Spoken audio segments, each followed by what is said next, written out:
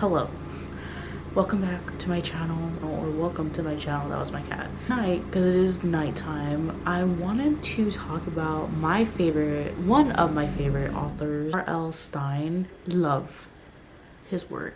Ever since I was a kid growing up, I would read the Goosebumps books. Very different than the other books that were in my library, my school library, and they were my AR levels, so I was able to read almost all of them.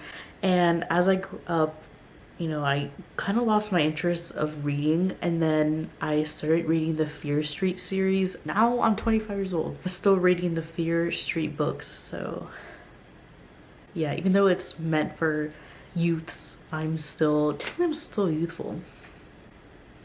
I just wanted to talk about him. Honestly, he's helped me throughout these last 4 years of existing, take me back to loving reading. Well, R.L. Stine was born in October 8th, 1943. His full name is Robert Lawrence Stine. It was by R.L. And he grew up in Columbus, Ohio with his parents Louis Stine and Annie Feinstein. He started writing after finding a typewriter in his attic at the age of 9. In high school, he actually wrote a humor column for his school newspaper titled Stine's Lines. After high school, he went to Ohio State University and he obviously studied writing. He graduated with bachelor's in English in 1965. Ohio and New York are pretty close together. If you look at a map, I'm picturing it because I've seen Glee. And Rachel goes from Ohio to New York. She takes the train. So from 1975 to 1984, Stine wrote for a magazine called Bananas, and it was mainly for teens. The book fairs are all over public schools. I don't know if they're in private schools, but in public schools we would have a book fair every year, and it was actually provided by the Scholastic Books company. That's the same company he worked for in this magazine. He credits a lot of his early writings to the Tales from the Crypt, which are comic books, and it was a TV series in the early 90s, late 90s. Yeah, I love that man. I'll insert a fucking photo right here. 1986, Stine wrote his first horror novel called Blind Date, and he followed that with The Babysitter, The Girlfriend, Beach House. From the moment he started writing his first horror novel, I believe it just intrigued him more to write teen-based novels, so that's where we get Fear Street. Fear Street, he started publishing and writing them in 1989, and that lasted until 1999. And the novels were more towards teens, which I'll talk about later on when I'm mentioning Goosebumps. It was more geared towards teens. The series take place in a fictional town called Shadyside, and having the characters being in high school. And the themes for the Fear Street books are more paranormal and more like murder mysteries. The first book that was published in the Fear Street series was called The New Girl. I actually don't have that one.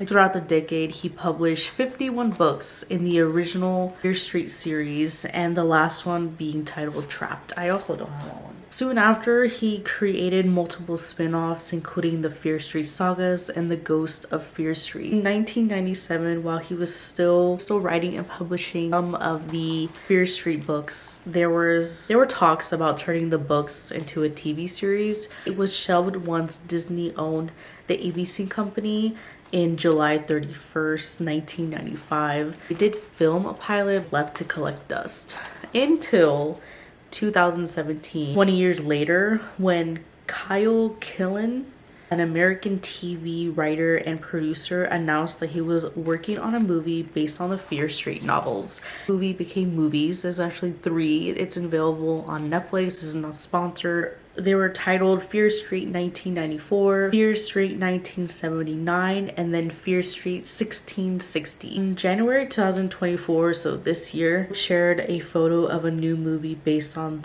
an actual Fear Street book. It's The Prom Queen. I've only read 8 out of the 51 books from the original Fear Street series, so I'm excited. I just looked at the plot for the Fear Street trilogy that Netflix came out with. Group of teenagers in Shadyside, a town that's been plagued by a series of brutal murders for over 300 years. The teens accidentally encounter the ancient evil responsible for the murders and must fight against supernatural forces to stay alive. It still falls back to the theme of the Fear Street books. I can say that with one hefty knowledge of only reading 8 of those books, but they're pretty much in that way. It's always supernatural, it's spooky, and someone always ends up dead. So like, if you really want to know, like, that's the premise of every Fear Street book that I've read so far. These are the books I've read so far. These are all part of the, well, no, actually 2 of them are not part of the Fear Street novels, but they are books that he has written between writing Fear Street novels and then Goosebumps, because Goosebumps comes in there. But this one is The Cheater. I don't like hardcover, but, and then I have The Boy Next Door, which is part of the Fear Street one. This one really was something different. These are also small. They're like 100 and something, so they're basically like book reports to me, so I read them in a day. If you guys want me to go in depth with these books, I will. Just let me know. But oh my god, I don't want Boy Next Door, basically. This one, The Overnight, is actually one of my favorites. I love this book. I thoroughly enjoyed it.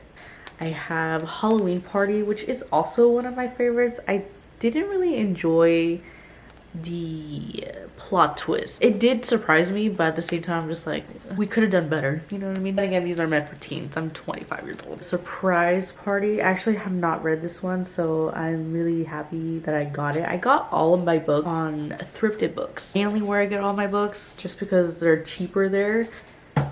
And then I have Wrong Number, which I think is number 2, if I'm not mistaken. And then my last one is Missing. I believe this one is actually the second one. I'm not quite sure, or the third one. I'm not sure. I haven't read this one either. I think they're tended to read in order they came out with reading, and one of the characters was in the Overnight book.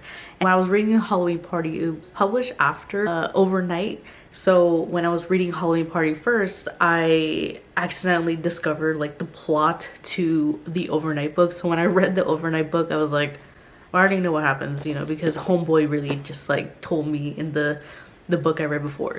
But these are my absolute non-Fear Street books that he's come out with. Halloween Night and Halloween Night 2. I think I fell in love with this book. This is the book that made me want to continue reading his books. And once I finished this, I was like, I absolutely need this one. Book that made me read more of his stories. So I have to give recommendation if you're really good at reading fast, like I was. This only took me about like 3 hours. And it was so good. I really enjoy these. I have really bad eyesight, so the font on here is really huge.